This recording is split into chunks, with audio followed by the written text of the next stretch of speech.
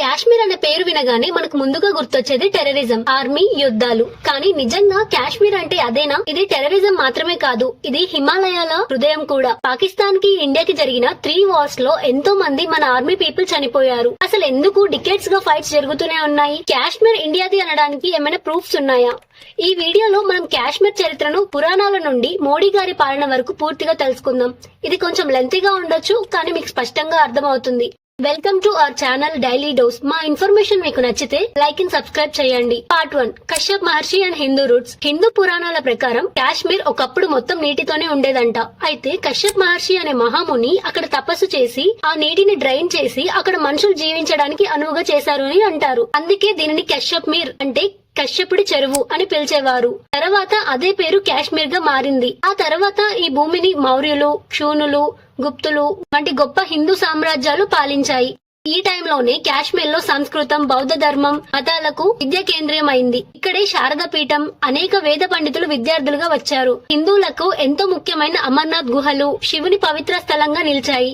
ఇది మన హిస్టరీని చెప్తుంది. సో హిస్టారికల్ గా మనకు ఎవిడెన్స్ ఉంది. Part 2, foreign inventions and Dogra rule. రాజవంశస్థుల తర్వాత మొఘల్స్ పాలన మొదలైంది. వీళ్ళు కూడా కొంతకాలం పరిపాలించారు. కొంతకాలంకి మొఘల్ సామ్రాజ్యం కూడా తగ్గిపోయింది.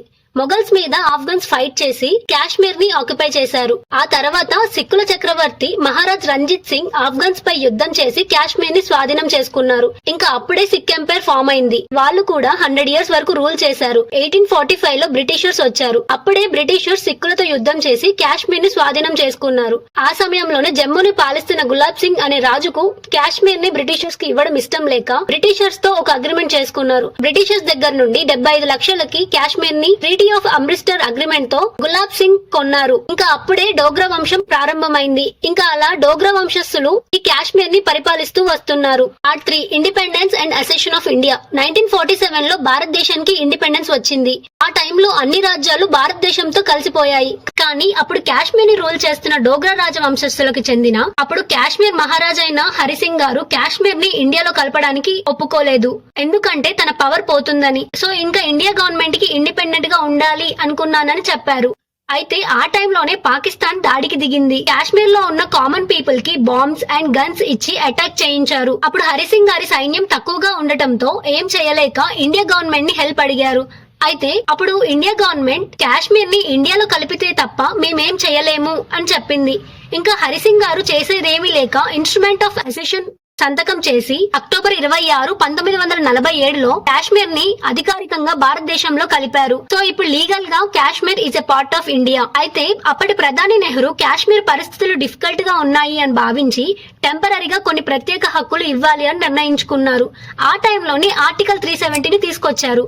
రాష్ట్రానికి స్వయం పాలనలా కొంత స్వేచ్ఛ ఉండాలి అని అప్పటికప్పుడు భారత రాజ్యాంగం పూర్తిగా అమలు చేయడం సాధ్యపడదు కాబట్టి ఒక టెంపరీ స్టేటస్ గా మాత్రమే ఈ రూల్ ని ఇంప్లిమెంట్ చేశారు. వాళ్ళ ఓన్ కాన్స్టిట్యూషన్ రాసుకోవడానికి పర్మిషన్ ఇచ్చారు. ఆర్టికల్ 370 ఉద్దేశం ప్రజలకు ఇబ్బంది పెట్టకుండా వాళ్ళు సేఫ్ గా ఫీల్ అయ్యే వరకు భారత్ లో కలవడానికి కొంచెం టైం ఇచ్చారు. కానీ దాన్ని దుర్వినియోగం చేశారు. భారత రాజ్యాంగం అక్కడ పూర్తిగా అమలు కాదు కాబట్టి టెర్రరిస్ట్ దాడులు పెరిగిపోయాయి. ఇండియాతో 1947, 1965, 1971 లో 3 యుద్ధాలు చేసింది. ప్రముఖంగా 1990లో వేలాది కాశ్మీర్ పండితులపై టెర్రర్ దాడులు జరిగాయి. వలస వెళ్లిపోవాల్సి వచ్చింది. అయితే ఆర్టికల్ 370 వల్ల కాశ్మీర్ కు ప్రత్యేక హక్కులు ఉండేవి. మన ఇండియన్ కాన్స్టిట్యూషన్ రూల్స్ అక్కడ అప్లై అవ్వవు. అక్కడ 2 జెండాలు ఉండేవి. ఒకటి భారత జెండా, మరొకటి కాశ్మీర్ స్టేట్ ఫ్లాగ్ ఉండేది. ఇతర రాష్ట్రాల వాళ్ళు అక్కడ ల్యాండ్స్ కొనలేరు, సెటిల్ అవ్వలేరు, బిజినెస్ కూడా చేయడానికి కుదరదు. అవుట్ సైడర్స్ కి పర్మిషన్ ఉండేది కాదు. ముఖ్యంగా కేంద్రం పాస్ చేసిన లాస్ కూడా అక్కడ అప్లై అవ్వవు.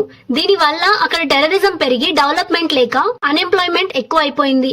యూత్ కి ఫ్రస్ట్రేషన్ వచ్చింది. అలా 70 years వరకు ఇదే కంటిన్యూ అయింది. Article 370 suspension. ఇంకా అప్పుడే మోడీ గవర్నమెంట్ వచ్చిన తర్వాత ఆర్టికల్ 370ని తీసేయాలి అని నిర్ణయించుకున్నారు.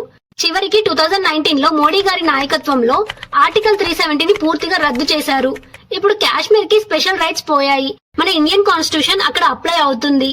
ఇంకా కాశ్మీర్ లో ఇప్పుడు మిగతా రాష్ట్రాలలాగా డెవలప్మెంట్, లాస్, బిజినెస్, సెటిల్మెంట్స్ అన్ని జరుగుతున్నాయి. కాశ్మీర్ అభివృద్ధి మార్గంలోకి వచ్చింది. పాకిస్తాన్ రియాక్షన్. ఆ తర్వాత పాకిస్తాన్ కి ఆర్టికల్ 370 తీసేయడం ఇష్టం లేక ఇంటర్నేషనల్ ఇష్యూ క్రియేట్ చేయాలని ట్రై చేసింది. కానీ ఇండియన్ గవర్నమెంట్ క్లియర్ గా చెప్పింది Kashmir is internal matter of India, no compromise అని. అండ్ ఫైనల్లీ అసలు పాకిస్తాన్ కు కాశ్మీర్ ఎందుకు కావాలి, ఎందుకు ఫైట్ చేస్తుంది చూద్దాం. ఎందుకంటే కాశ్మీర్ లో ముస్లిం పాపులేషన్ ఎక్కువ, దీని వల్ల మతపరంగా ఎక్కువ ఇంపాక్ట్ చేయొచ్చు. అండ్ కాశ్మీర్ పాకిస్తాన్ కంట్రోల్లో ఉంటే ఇండియాని ఆక్యుపై చేయొచ్చు, ఇండియాలోకి టెర్రరిస్ట్ ను ఈజీగా పంపించవచ్చు. ఇవే కాకుండా కాశ్మీర్ లో పాకిస్తాన్ కి కావాల్సిన మెయిన్ రివర్స్ ఉన్నాయి, వీటితోనే 70% ఆఫ్ అగ్రికల్చర్ వీటి మీదనే జరుగుతుంది. సో ఈ వాటర్ వాళ్ళకి చాలా ఇంపార్టెంట్. అండ్ ఎకనామికల్ గా కూడా కాశ్మీర్ ఇన్కమ్ పాకిస్తాన్ ఇన్కమ్ కన్నా 2 times ఎక్కువ. సో ఇది వాళ్ళకి చాలా బెనిఫిట్ అవుతుంది. ఇప్పుడు ఇండియాకి కాశ్మీర్ ఎందుకు ముఖ్యమో చూద్దాం. First, security reasons. కాశ్మీర్ ఇండియాలో ఉండడం వల్ల ఇండియాకి టెర్రరిజం ని స్టాప్ చేయడం ఈజీ అవుతుంది, బార్డర్ సేఫ్ గా మెయింటైన్ చేయవచ్చు. అండ్ అలానే మెయిన్ గా వాటర్ అండ్ రివర్స్. ఇండియాలో అగ్రికల్చర్ అండ్ డ్రింకింగ్ వాటర్ కి కాశ్మీర్ రివర్స్ చాలా important. Indus water treaty base కూడా కాశ్మీర్ మీదే ఉంది. ఇవే కాకుండా hydro power. Kashmir 20,000 megawatts hydro power ని జనరేట్ చేస్తుంది. ఇండియాలో total 40,000 megawatts hydro power generate చేస్తుంది, అంటే హాఫ్ కాశ్మీర్ నుంచే వస్తుంది. ఫైనల్ గా కాశ్మీర్ హిందూస్ కి ఎందుకంత ప్రత్యేకమో తెలుసా? హిందూస్ కి ఈ ప్లేస్ ఎంతో పవిత్రమైనది, ఎందుకంటే ఇక్కడే అమర్నాథ్ గుహలున్నాయి, శివుని పవిత్ర స్థలం, ఇక్కడ శారద పీఠం ఉంది, విద్య యొక్క దేవాలయం. ఇవే కాకుండా భరతనాట్య శాస్త్రం ఇక్కడే పుట్టింది, బౌద్ధ ధర్మం కూడా ఇక్కడ నుండే విస్తరించింది.